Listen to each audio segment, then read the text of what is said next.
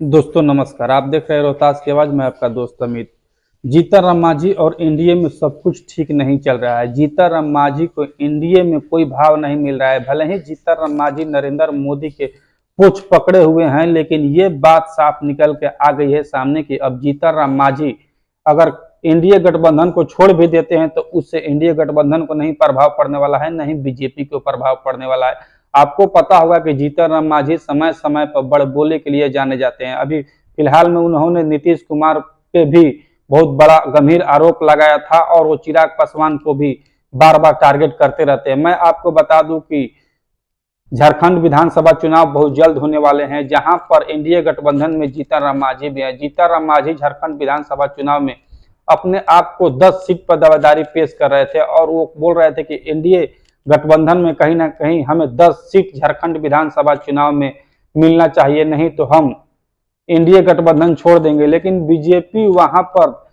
जीतन राम मांझी को एक भी सीट नहीं देती है, एनडीए गठबंधन एक भी सीट नहीं देती है। फिर भी जीतन राम मांझी का कोई प्रतिक्रिया नहीं आता है। जीतन राम मांझी जो अपने आप को दलित, पिछड़ा, अति पिछड़ा समाज का नेता बताते हैं, उन जीतन राम मांझी को बीजेपी एनडीए गठबंधन झारखंड विधानसभा चुनाव में दूध में पड़ी मक्खी की तरह निकाल के फेंक देती है और वो सोचते रह जाते हैं और देखते रह जाते हैं। लेकिन बीजेपी के और एनडीए गठबंधन के खिलाफ कोई भी वो बातें नहीं बोल पाते हैं, नहीं आके वो मीडिया में कुछ अपना बयान देते हैं। उनसे अगर पूछा जाता है कि आखिर आपको झारखंड विधानसभा चुनाव में एक भी सीटें क्यों नहीं मिली, तो उनका प्रतिक्रिया होता है कि अभी झारखंड विधानसभा चुनाव में कुछ टाइम है, उससे पहले हम कुछ नहीं बोलेंगे। ये मेरा दावा है कि हम झारखंड विधानसभा चुनाव में चुनाव लड़ने वाले हैं, एनडीए गठबंधन के साथ है। एनडीए गठबंधन हमारी दावेदारी को पेश करेगी वहां पर और हमें वहां पर बढ़ चढ़ के पिछड़ा, अति पिछड़ा, दलित समाज का नेता बनाया जाएगा और हम वहां पर जाके कैंपेन भी करेंगे और हमारी पार्टी भी वहां पर कुछ सीटों पर चुनाव लड़ेगी।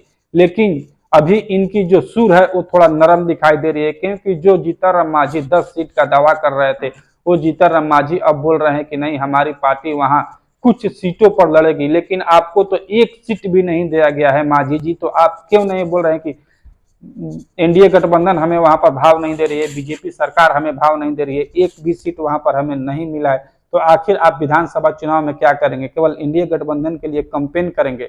आपका जो हाल है वही पशुपति पारस का हाल है। आप दोनों केवल मोदी जी का झंडा ढोते रहिए, लेकिन मोदी जी को जहां जरूरत रहेगा आप लोग को वहां यूज करेंगे। जहां उनको पता है, बखूबी पता है मोदी जी को और अमित शाह को कि जीतन राम मांझी के झारखंड विधानसभा में वोट है या बिहार विधानसभा में वोट है।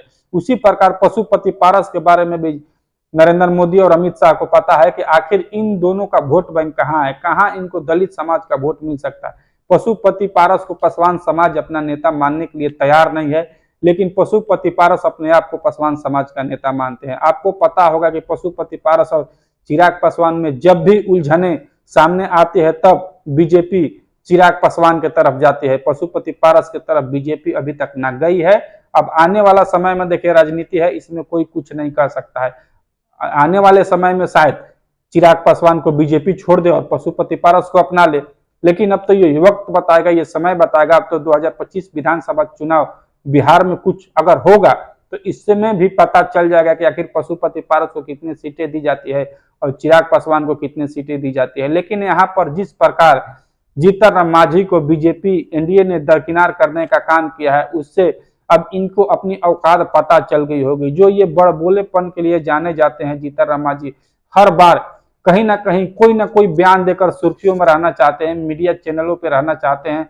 इसको देखते हुए कहीं ना कहीं उनको एक मोहरा बना रही है बीजेपी और बीजेपी उनको दरकिनार कर रही है। अब जीतन राम मांझी का एनडीए गठबंधन में कोई भाव नहीं है। अगर गठबंधन में भाव मिलेगा तो बिहार विधानसभा चुनाव में भाव मिलेगा, अन्यथा उनको झारखंड में और यूपी में बीजेपी एक भी सीट नहीं देने वाली है, एनडीए सरकार एक भी सीट नहीं देने वाली है। अब जीतन राम मांझी को जो करना है वो कर लेंगे। अगर वो अपना अलग गठबंधन एनडीए से होकर चुनाव लड़ते हैं तो वो भी लड़ सकते हैं, उस पर बीजेपी का कोई रोक नहीं है, ना ही एनडीए गठबंधन की कोई रोक है।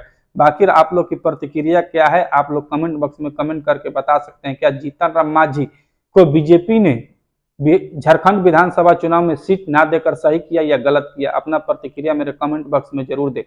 आप लोग से मिलता हूं एक और नए वीडियो में, तब तक दीजिए इजाजत। जय हिंद, जय बिहार।